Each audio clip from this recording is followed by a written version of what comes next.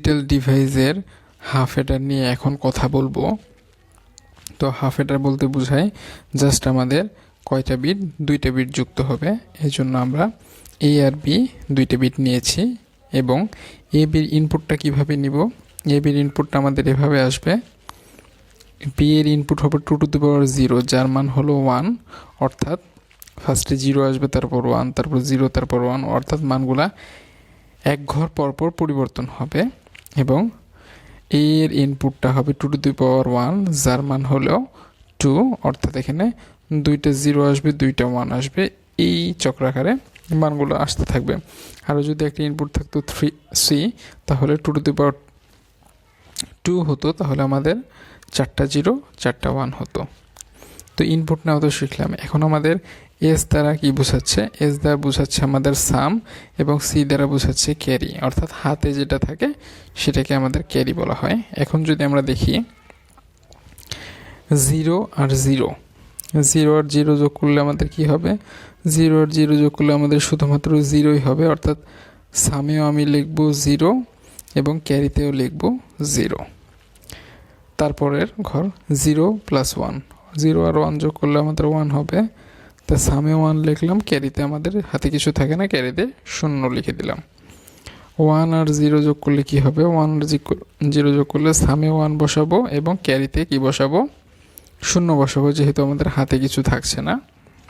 Last of all 1 আর যদি 1 যোগ করি, তাহলে আমাদের বাইনারিতে 1 আর 1 যোগ করলে ডেসিমেলে হয় 2, তো 2 এর বাইনারি হলো 10। 10-এর 0 বসবে সামের ঘরে এবং ক্যারিতে কত চলে যাবে? ক্যারিতে 1 চলে যাবে। অর্থাৎ আমরা সামে কি লিখব? সামে বসাবো হলো 0, সামে বসাচ্ছি 0 এবং ক্যারিতে বসাবো হলো 1।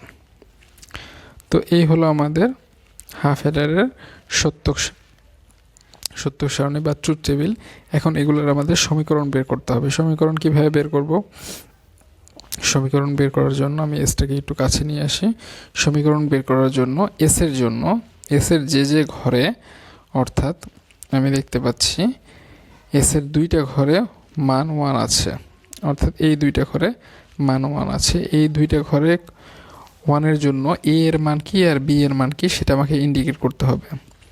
প্রথমে আমি যদি এই ঘরের জন্য নেই, এসের এই ঘরের জন্য 1, তাহলে এই ঘরে এ এর মান কত আছে? আমাদের এই ঘরে এ এর মান আছে 0, বি এর মান আছে 1। এখন একটা বিষয় আমাদের মাথায় রাখতে হবে, যখন কোনো কিছুর মান এ এর মান 0 হবে অথবা বি এর মান 0 হবে, তখন উপরে একটা বার দিয়ে দিব, অর্থাৎ উল্টা। আর এ অথবা বি এর মান 1 হলে যা ছিল আমাদের তাই রাখবো। তাহলে এসের 1 এই মানের জন্য এ এর মান 0, অর্থাৎ আমি এটা দেখাচ্ছি, এ এর মান আমাদের হলো 0, এ এর মান 0 এবং এ এর মান হলো আমাদের 0 এবং বি এর মান 1, অর্থাৎ আমি এসের এই ঘরের জন্য কি লিখব? এসের এই ঘরের জন্য লিখব এ, উপর দিক দিয়ে একটা বার দিয়ে দিব, এ বার বি। যেহেতু বি এর মান 1, তারপর একটা যোগচিহ্ন দিয়ে দিলাম। এরপরে চলে আসি এসের পরবর্তী ঘরের জন্য। এসের পরবর্তী ঘরে এসের পরবর্তী ঘর আমার কোনটা? এসের পরবর্তী ঘরটা আমি একটু চিহ্নিত করে দিই, এটাকে মুছে দিলাম এবং পরবর্তী ঘরটা একটু চিহ্নিত করি। পরবর্তী ঘরটা একটু চিহ্নিত করার জন্য কালারটা একটু চেঞ্জ করে দিই। এই যে আমাদের পরবর্তী ঘর হলো এইটা। পরবর্তী ঘরে এ এর মান হলো 1, বি এর মান হলো আমাদের 0। তাহলে আমরা কি লিখতে পারি? আমরা যেটা লিখতে পারি সেটা হলো এ আর বি বার, জাস্ট এটার উল্টা, অর্থাৎ আমরা লিখতে পারি এ বি বার। এখন একটা জিনিস খেয়াল করো তো, আমাদের এই যে এই লাইনটা কার মান? এই লাইনটা হলো আমাদের, নিচে লিখে দিই এ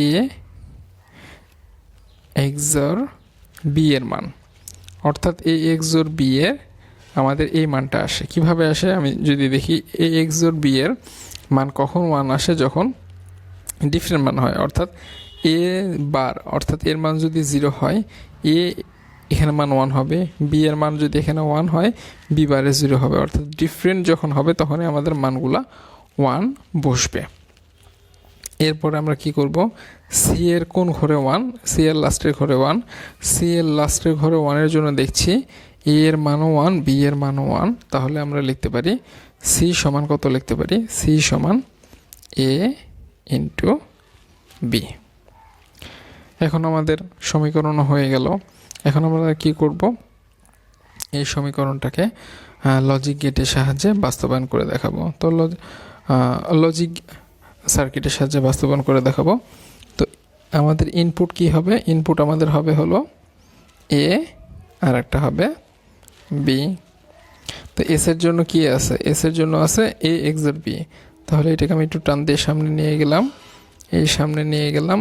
এখন কি সিম্বল দিব, এক্সর সিম্বল দিব, এক্সর সিম্বল দিয়ে সামনে কি লিখব, এ এক্সর